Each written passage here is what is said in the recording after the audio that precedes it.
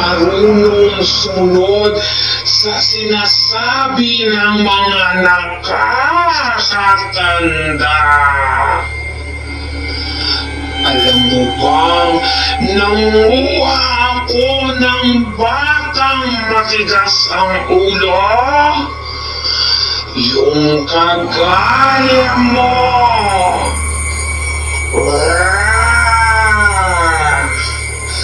Dinadala ko ang mga batang tulad mo sa kuweba namin para ihanda sa parating na fiesta ng mga aswang.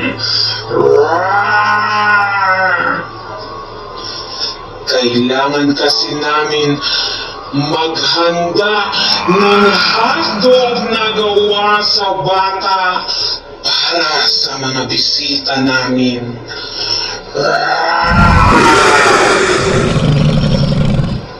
Kung ikaw nga ang batang matigas ang ulo na tinutukoy nila, matakot ka na, bata.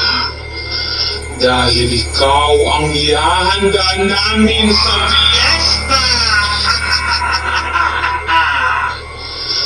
Matanong ko lang, bata, bakit ba kasi ang tigas ng ulo mo? Mahirap bang sumunod sa mga sinasabi ng mga magulang mo? Ha? Galit na galit kami sa mga katulad mo. Gusto kitang kunin mamaya ang pagtulog mo para di na sumakit ang ulo ng nagbabantay sa'yo. Napapagod na sila kakasaway